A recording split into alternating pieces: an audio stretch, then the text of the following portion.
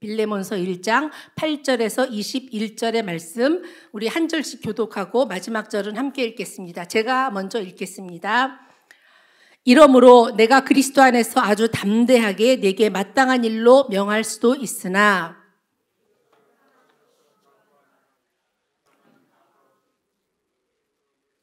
갇힌 자 되어 갇힌 중에서 낳은 아들 오네시모를 위하여 내게 간구하노라. 전에는 내게 무익하였으나 이제는 나와 내게 무익함으로 내게 그를 돌려보내노니 그는 내 신복이라. 그를 내게 머물러 있게 하여 내 복음을 위하여 갇힌 중에서 네 대신 나를 섬기게 하고자 하나 다만 내 승낙이 없이는 내가 아무것도 하기를 원하지 아니하노니 이는 너의 선한 일이 억지같이 되지 아니하고 자의로 되게 하려 함이라. 그가 잠시 떠나게 된 것은 너로 하여금 그를 영원히 두게 함이리니 이후로는 종과 같이 대하지 아니하고 종 이상으로 곧 사랑받는 형제로 둘 자라. 내게 특별히 그러하거든 하물며 육신과 주 안에서 상관된 내게랴. 내가 나를 동역자로 알진대 그를 영접하기를 내게 하듯 하고 그가 만일 내게 불의를 하였거나 내게 빚진 것이 있으면 그것을 내 앞으로 계산하라. 친필로 쓰노니 내가 갚으려니와 네가 이외에 네 자신이 내게 빚진 것은 내가 말하지 아니하노라. 오 형제여, 나로 주 안에서 너로 말미암아 기쁨을 얻게 하고 내 마음이 그리스도 안에서 평안하게 하라. 내가 순종할 것을 확신함으로 내게 썼노니 내가 말한 것보다 더 행할 줄을 아노라. 아멘. 예, 우리 본문으로 새롭게 하시는 하나님이라는 제목으로 하나님의 말씀을 선포하겠습니다. 먼저 기도하시겠습니다. 하나님 아버지 감사합니다. 허물과 죄로 죽었던 인생들을 불쌍히 여기셔서 우리 구주 예수 그리스도를 보내주시고 십자가에 달려 우리의 모든 죄와 허물을 도말하여 주시고 자유 주시고 새 생명 주신 하나님 아버지, 이 시간 주신 새 생명으로 하나님의 말씀을 사모합니다. 임하여 주셔서 주님의 눈동자와 우리의 눈동자가 마주치는 시간 되게 하여 주시옵소서. 우리의 마음이 하나님의 마음과 하나 되는 시간 되게 하여 주시옵소서. 예수 그리스도의 이름으로 기도드리옵나이다. 아멘. 네. 로마는 하루아침에 이루어지지 않았다. 그런 말이 있습니다. 또 모든 길은 로마로 통한다. 그런 말도 있죠. 두 속담에서 짐작할 수 있듯이 로마는 세계 역사상 가장 긴 세월 동안 대제국을 건설하고 유지하고 발전시켰던 나라였습니다. 로마가 그렇게 오랜 세월 제국을 유지할 수 있었던 비결이랄까? 그 중에 하나가 바로 법체제입니다. 법체제. 로마는요, 법의 나라였습니다. 로마는 로마 안에서, 나라 안에서의 법과 또 식민지에서의 법을 다 합해서 만민법이라는 걸 만들었는데 그 법이 현대 국제법의 기초가 된다고 합니다. 지금도 법하면은요, 로마를 빼놓고는 말할 수 없을 정도로 로마와 법은 늘 함께 갑니다. 그러고 보니 이런 말도 있네요. 로마에 왔으면 로마법을 따르라. 예. 정말 로마와 법은 늘 함께 간다는 말이 맞는 것 같습니다. 그런데요, 그렇게도 법을 중시했던 로마에서 노예제도는 당연하게 여겼고 노예에게는 그 어떤 법적 권리도 주지 않았습니다. 왜냐하면 노예는 사람이 아니었거든요. 그들에게 노예는 단지 물건이고 재산일 뿐이었습니다. 그래서 그들은 노예를 아주 혹독하게 다뤘어요. 이런 기록이 남아 있습니다. 어떤 저택에 400명의 노예가 있었다. 그런데 그들의 주인이 암살당하자 주인의 암살을 막지 못했다는 제목으로 모두 처형했다. 또 이런 말도 있습니다. 유산으로 3,600마리의 소와 25만 마리의 작은 가축과 4,116명의 노예를 남긴다.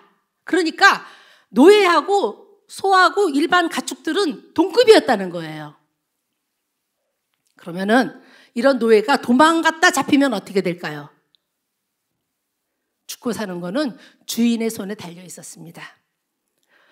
채찍질, 인두로 지지는 그 낙인형, 그리고 사형이 있었어요. 반역을 꾀하면은 십자가형입니다.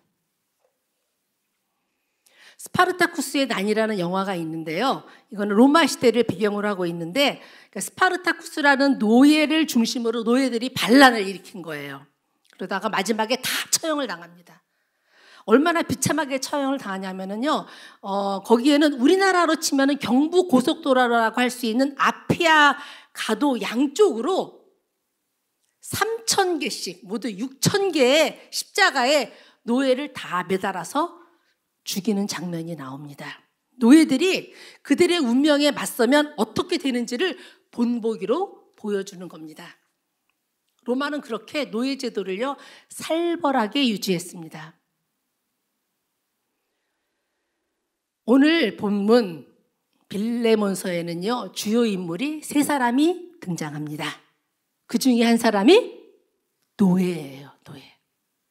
그것도 어떤 노예냐? 주인에게 손해를 입히고 도망간 노예. 아이고, 자, 이 사람이 잡히면 어떻게 될까요? 아까 말씀드렸죠. 잘해야 채찍형, 심하면 사형. 내용은 이렇습니다. 바울이 로마 감옥에 있었는데 거기서 한 죄수를 만나는데 이름이 오네시모. 바울은 그에게 복음을 전하고 믿음의 사람으로 만들었는데 알고 보니까 그는 바울도 잘 알고 있는 빌레몬이라는 사람의 노예였다가 도망간 사람인 거예요. 근데 그것도 모자라서 도망간 것만 해도 큰 죄인데 거기서 또 무슨 죄를 저질렀는지 감옥에까지 들어온 거예요. 바울은 아마 깜짝 놀랐을 거예요. 속으로 참 세상도 좁구나. 에? 그리고 죄 짓고는 못 살겠구나 생각했을 것 같습니다. 바울은 오네시모에게 뭐라고 하냐면요, 이제 다시 주인 빌레몬에게로 돌아가라고 합니다. 아이고 세상에. 그리고 편지 한 장을 써서 줘요. 그 편지가 오늘 빌레몬서입니다. 내용은 이렇습니다. 빌레몬이여, 비록 오네시모가 당신에게서 도망한 노예지만 그를 다시 받아줘라. 받아주되 이제는 노예가 아닌 사랑하는 형제로 받아주라. 네, 노예로만 받아줘도 얼마나 감사한데 형제로 받아줘라. 그리고 과거를 다 용서해줘라. 그리고 다시 나 바울에게로 보내주면 좋겠다. 자유를 주라는 거죠. 만일 그가 재산을 축낸 게 있으면은 내가 다 갚겠다. 바로 이런 편지를 보낸 거예요. 이거는요, 당시 사회 통념상 또 사회 질서상 말이 안 돼요. 말이 안 됩니다. 그래서 바울은 다른 편지들과는 달리 이 편지를 자기의 손으로 직접 씁니다. 뭐예요? 특별히 부탁한다는 거죠. 말도 안 되는 부탁을 하니까. 노예 주인인 이 빌레몬이라는 사람은 바울에 의해서 예수님을 믿고 구원받은 사람이었고 또 여러 가지 이유로 바울의 말이라면 절대적으로 따랐고 바울이 요청하면 여러 명의 종까지 보내줄 수 있을 정도로 부유한 사람이었습니다. 그런 빌레몬에게 지금 바울이 부탁하고 있는 거예요. 근데요, 바울도 그렇지만 오네시모도 대단하지 않는가요? 네. 가라고 한다고? 가나요? 기껏 로마까지 도망갔는데, 대도시로 숨어 도망갔는데. 근데 저는 오네시모 그러면은요, 그 뉘앙스가 참 부드럽게 느껴지더라고요. 오네시모. 그러면은 저는 늘 아네몬의 꽃이 생각나요. 그래서 오네시모는 아네모네 같은 사람인가 보구나. 꽃같이 부드럽고 착하고 온순한 사람인가 보다. 그래서 목숨 걸고 바울의 말에 따라 순종해서 주인에게로 돌아가나 보다. 근데 그렇지 않습니다. 그렇지 않아요. 오네시모는 골로새 지방의 프리기아라는 도시의 노예였는데 그곳 노예들이 아주 유명했어요. 어떻게 유명했느냐? 거칠고 도망도 잘 가고 그리고 반란도 많이 일으키는 것으로 아주 유명했습니다. 그 프리기아 출신답게 오네시모도 그 마찬가지로 그런 성격의 사람이었어요. 결코 온순하거나 부드러운 사람이 아니었습니다. 그러나 그럼에도 불구하고 바울이 주인에게로 돌아가라 하니까 오네시모는 그렇게 하기로 마음 먹습니다. 새 사람으로 새롭게 시작하기 위해서 먼저 깔끔하게 지난 날을 정리하겠다는 거죠. 그런데요, 이 편지를 가만히 보면 참 재미있습니다. 재미있고 좀 유치하다고나 할까요? 예, 바울이 좀 억지 부리면서 빌레몬에게 사정하는데 편지 곳곳에서 오네시모를 향한 그 노예 오네시모를 향한 바울의 지극한 사랑이 느껴집니다. 바울도 오네시모에게 편지를 들려서 보내기는 하지만 그래도 그가 어떤 처벌을 받을지 않을까 걱정이 된 거죠. 당시의 상황에서는 너무나 당연한 일입니다. 먼저 우리 8절과 9절, 10절을 읽도록 하겠습니다. 8절, 9절, 10절 시작. 이러므로 내가 그리스도 안에서 아주 담대하게 내게 마땅한 일로 명할 수도 있으나 도리어 사랑으로서 간구하노라. 갇힌 중에서 낳은 아들 오네시모를 위하여 내게 간구하노라. 아멘. 이런 말입니다. 이런 말이에요. 내가 그리스도의 권위를 빌어서 자네에게 명령할 수도 있지만 그렇게 하지 않고 도리어 간곡하게 부탁하겠네. 자네가 알다시피 난 이제 나이가 많이 들었네. 게다가 복음으로 인해 지금 감옥에까지 갇혀있지 않는가. 그러니 감옥에서 낳은 내 아들 오네시모를 위한 이 정도의 부탁은 들어줄 수 있겠지? 그러는 거예요. 명령할 수도 있겠지만 안 하겠다고 하는데 가만히 들어보면요, 둘러서 하는 명령이에요. 명령보다 더 무서워요. 예, 게다가 심파조예요. 나 이제 늙었다. 예? 나 또 감옥에 있다. 이런 나의 부탁을 거절할 텐가? 게다가 오네시모는 내 아들이라네. 그 부탁의 내용이 11절에서 13절인데요. 내가 오네시모를 주인인 너에게 돌려보내겠다. 그러면 너는 다시 오네시모를 나에게 돌려보내다오. 네, 그래서 자네 대신에 오네시모가 나를 섬기게 해다오. 우리 함께 11절에서 13절을 읽도록 하겠습니다. 시작. 그가 전에는 내게 무익하였으나 이제는 나와 내게 유익함으로 내게 그를 돌려보내노니 그는 내 신복이라. 그를 내게 머물러 있게 하여 내 복음을 위하여 갇힌 중에서 아멘. 그러면서 계속 말합니다. 14절입니다. 다만 내 승낙이 없이는 내가 아무것도 하기를 원하지 아니하노니 이는 너의 선한 일이 억지같이 되지 아니하고 자의로 되게 하려 함이라. 아멘. 무슨 뜻이죠? 부탁하기는 하지만 자네 하기 싫으면 안 해도 돼. 물론 내가 부탁한 일은 아주 선한 일이기는 하지만은 자네 마음에서 우러나서 해야지. 그렇지 않고 억지로 하는 것은 나도 원하지 않아. 그런 말이에요. 근데 자, 이렇게 해놓고 보니까 바울이 조금 어때요? 불안한 거예요. 이런 말 했다고 혹시 이 친구 눈치 없이 거절이라도 하면 어떡하지? 그래서 아주 단단히 못을 박는 게 17절에서 18절입니다. 보겠습니다. 시작. 그러므로 내가 나를 동역자로 알진대 그를 영접하기를 내게 하듯 하고 그가 만일 내게 불의를 하였거나 내게 빚진 것이 있으면 그것을 내 앞으로 계산하라. 아멘.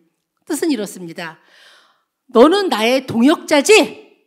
그렇다면 이제 오네시모를 노예로 대하지 말고 나를 영접하듯이 그를 영접해. 그리고 오네시모가 손해를 입혔거나 빚진 것이 있으면 누가 갚는다?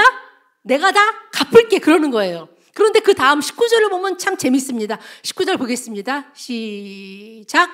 나 바울이 친필로 쓰노니 내가 갚으려니와 내가 이외에 네 자신이 내게 빚진 것은 내가 말하지 아니하노라. 아멘. 내가 친필로 쓴다. 다시 말하면 내가 반드시 갚겠다. 그런데 뒷말이 이렇습니다. 그러나 너가 나에게 빚진 것은 내가 말하지 않겠다. 이거 뭐예요? 이거는 너는 나에게 생명을 빚지고 있어. 알지? 그건 내가 구태여 여기서 말하지 않겠어. 아니, 다 말해놓고 뭘 말하지 않겠다는 거예요. 예. 바울은 지금 이렇게 말하고 있는 거예요. 너 나한테 1만 달란트 빚졌잖아. 그런데 100데나리온 가지고 그러면 안 되겠지? 예, 그 뒤에 숨어 있는 말이 하늘 무서운 줄 알라는 걸까요? 그것도 모자라서 21절에서 이렇게 말합니다. 21절 시작. 나는 내가 순종할 것을 확신함으로 내게 썼노니 내가 말한 것보다 더 행할 줄 아노라. 아멘. 아니, 언제는 나 강요할 생각 없어. 네가 마음에 우러나서 자발적으로 하기를 원해. 이러더니 지금은요, 너는 분명히 내 부탁 들어줄 거야. 그러고 있어요. 아니, 내가 부탁한 것보다 훨씬 더 많은 것을 할 거야. 완전히 강요예요. 그렇게 생각 안 드세요? 네. 로마 시대의 노예는요, 인권이 없었습니다. 그걸 누구보다 잘 알고 있던 바울이 2중, 3중, 4중으로 빌레몬이 오네시모를 해칠 수 없도록 안전망을 계속 만들어 놓은 거예요. 이 편지를 읽을 때마다 저는 정말 바울의 그 간절한 사랑이 느껴집니다. 네. 바울이 어떤 사람인가요? 바울은요, 자기 자신을 위해서는 내가 차라리 죽을지언정 아쉬운 소리 못하는 사람이에요. 그런 바울이 인간도 아니었던 한 명의 노예를 위해서, 한 영혼을 위해서 이토록 유치할 정도로 억지를 쓰고 떼쓰면서 어떻게든 그를 구하려고 애쓰는 모습이 정말 감동적입니다. 그런데 이 편지가 어떻게 해서 하나님의 말씀, 성경에 수록되었을까요? 만일 빌레몬서가 단지 빌레몬과 바울과 오네시모 사이의 신뢰와 사랑만을 보여준다면 이 편지가 성경에 수록될 수 없었을 겁니다. 아무리 아름답고 감동적인 이야기라고 할지라도 하나님을 말하지 않는 글, 하나님께서 자신을 드러내지 않는 글은 성경에 들어올 수 없습니다.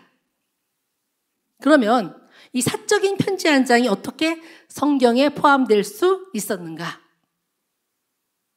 우선 빌레몬서에는요, 자유와 진리, 인간 평등의 메시지가 들어 있습니다. 자유와 진리, 인간 평등의 메시지. 요한복음 8장 32절에서 예수님은 진리를 알지니 진리가 너희를 자유롭게 하리라고 말씀하셨습니다. 또 고린도전서 7장 22절에서는요, 주 안에서 부르심을 받은 자는 종이라도 주께 속한 자유인이다. 갈라디아서에서는 유대인이나 헬라인이나 종이나 자유인이나 남자나 여자나 다 그리스도 안에서 하나다. 차별이 없다. 이렇듯 자유와 만민 평등 사상은 위대한 복음의 메시지입니다. 이 짧은 편지지만 빌레몬서에는 그런 만민 복음이 선포되고 있습니다. 바울이 살던 그 시절로 돌아가면요, 오네시모는 도망친 노예에다가 범죄자였어요. 그래서 그냥 죽여도 어느 누구 하나 뭐라고 할 사람이 없었습니다. 하지만 바울은 그런 노예이자 도망자요, 범죄자요, 그런 사람을 내 아들이다, 내 신복이다, 나의 신실하고 사랑받는 형제다, 복음의 동역자다, 그를 자유인으로 놓아주라고 간청하고 있습니다. 당시로서는 그야말로 핵폭탄과도 같은 자유와 평등 사상을 과감히 선언하고 있는 것입니다. 물론 이런 과감함 뒤에는요, 자유를 주시는 하나님이 계십니다. 노예를 자유인으로, 주인을 떠난 무익한 자를 유익한 자로, 나아가 사도 바울의 동역자로 바꾸어 놓으시는 하나님이 그 배후에 계셨기 때문에 이 서신이 성경에 포함될 수 있었습니다. 그런데요, 한 가지 더 짚고 넘어가야 할 사실이 있습니다.